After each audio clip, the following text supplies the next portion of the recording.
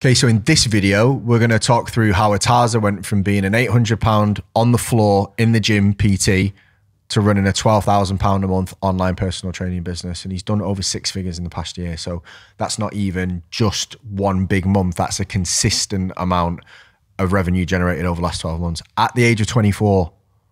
So if you're a young coach watching this, this is something that you definitely have to listen to. How did you get started? Into coaching. Yeah. So for me, it was kind of, I had coaches prior. I think I worked with you as well. That's how we actually met for the first time. I coached Irtaza. And twice, actually. I remember that. Yeah, so mine was more of a case, kind of get started because I actually had previous coaching for myself and I actually got into it from receiving that. And I was in university and I was like, you've got the other people like the party kids, or you got the people like the fitness people. And I was like, it's going more towards that. But when I did it, I was like, I'm going to get the coaches, get people to actually help me with that. And what got me started was obviously seeing that experience, like how it made an impact for me professionally, mindset, everything. And that kind of like, it kind of slowly had it where it actually was actually more around fitness people that were the personal trainers. And eventually, because you're part of that tribe, you're like, all right, I'm gonna give it a shot. So generally it was more of a case of the environment. Like I was already right. Pretty much every mate was like a PT or a coach. And I was, all right, I need to be the next one. And that kind of pushed me towards it. There wasn't like an ulterior motive outside that. I think it was just environment more than anything. I think that's really the big starting point towards it.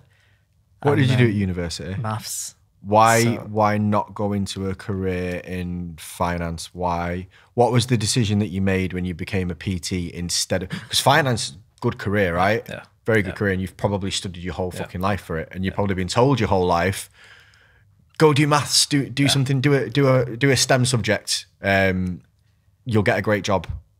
So, I actually did finance. Yeah. So what happened is finished uni, got into finance, and I was personal training at the same time. And I was trying to run the online. And then what happened is I got into finance. I was like, oh, I thought it'd be, actually worth it. I was like, is that it?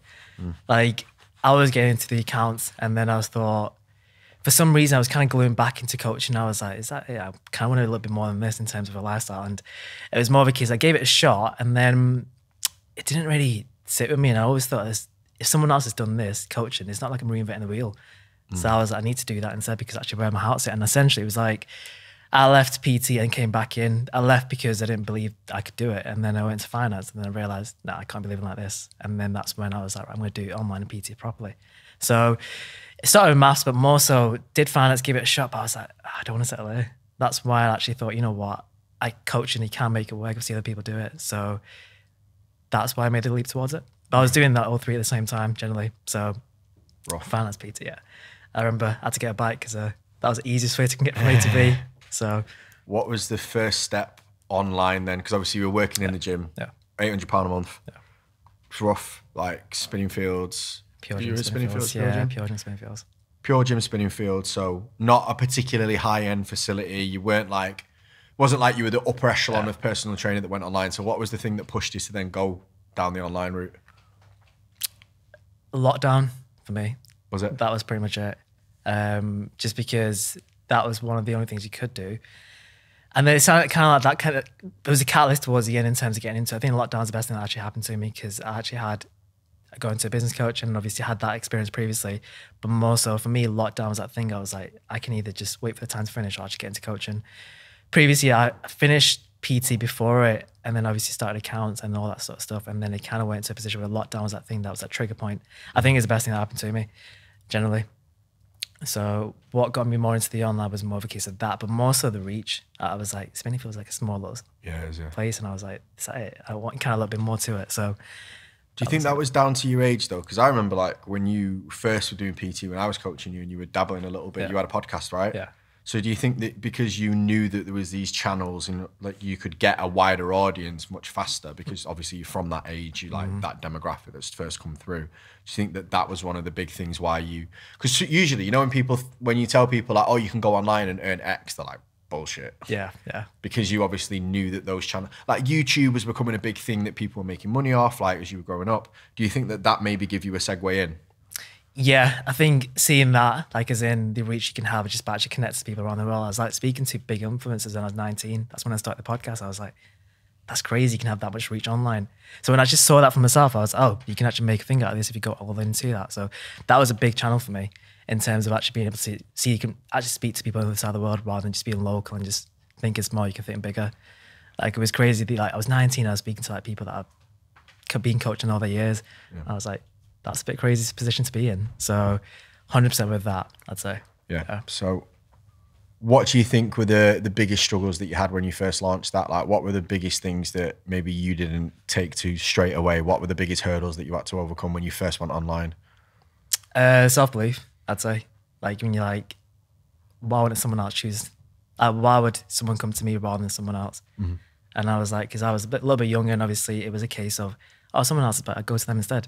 And I think for me, it was confidence. Like I was in a position where it's like, you can come to me, but I deep down knew they can get it better, because it was like confidence was a limiting factor and actually get started. And it was like more so for me, I just didn't believe I could do it in a sense, and that was the biggest limiting factor. Outside of that content, yes, you've obviously got that. You're not really sure who you want to coach because you're just starting off. But for me, it was just confidence. I was like, well, go to this person instead. They're better in that scenario.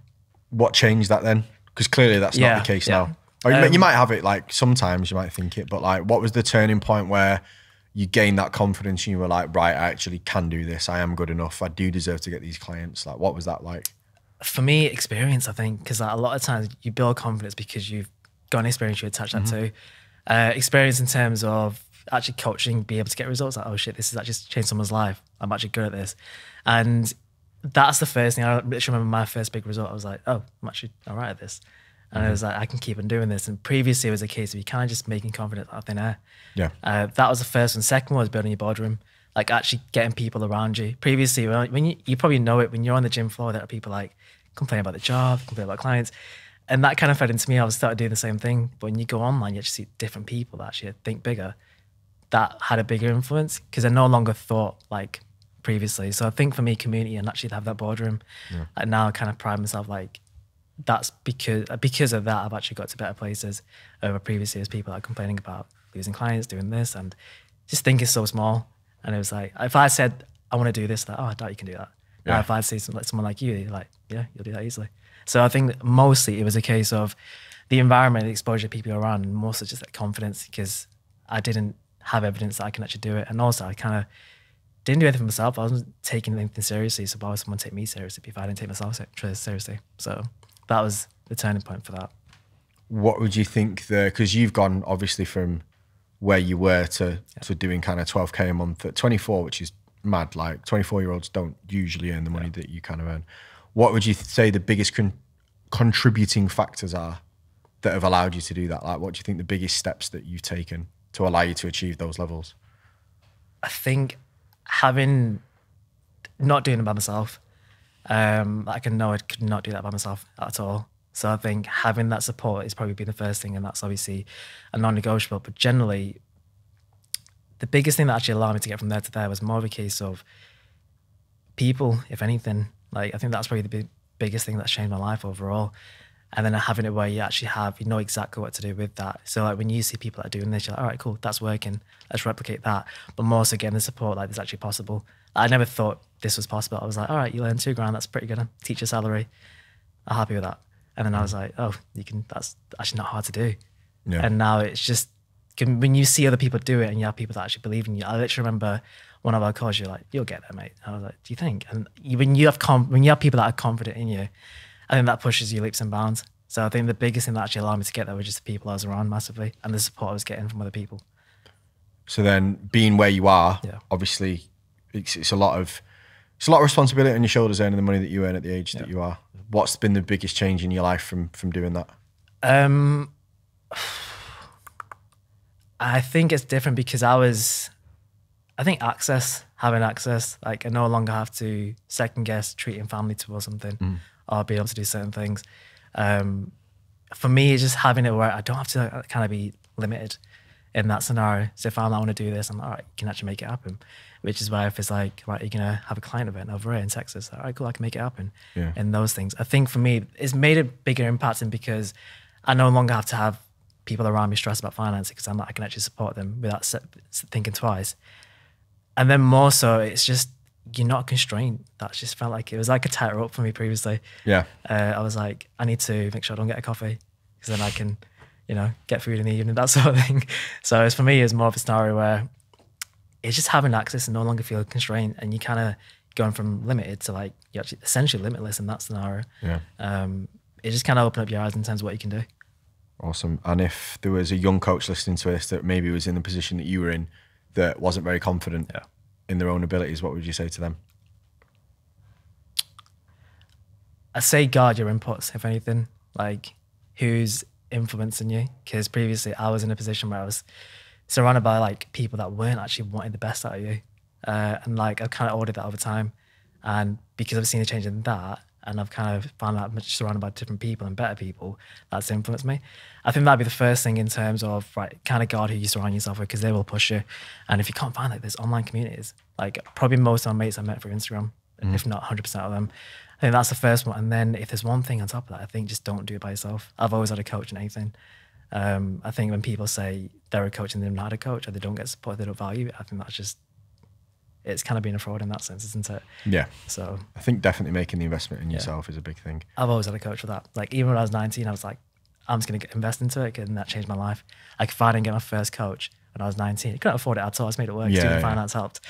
If I didn't get that, I wouldn't be, you know, a lot more confident and actually be happy with myself, and that would be in a different place. So I think not doing it by yourself is the best way to get forward. 1000%. Amazing. And where can people find you? Pretty much anywhere. ir.taza. That's more useful. Yeah. ir.taza. And then if you want to search on YouTube, it's Taza without the dot in the middle. Is that because you had to put the dot in because someone else had a Taza? Yes. Someone else had a Taza? Cheeky, isn't it? I know. Little prick. I think it's probably me, but I forgot my password. Probably that. So you're the prick. No, thank you very much, mate. All right. So that's the Taza story. If you want to find him, it's r.taza. Yeah? ir.taza on Instagram, or just straight Irtaza on YouTube. So you can have a look at his coaching page. You can see the kind of things that he's been doing to be successful. If you want more videos like this, don't forget to subscribe to the channel. So there's a button underneath that says subscribe, funnily enough, I'm pretty sure. Up there, there's a bell thing. I will eventually learn what the bell does. It does something. Please press it. I'm told that you're supposed to press it. So press it. Thank you.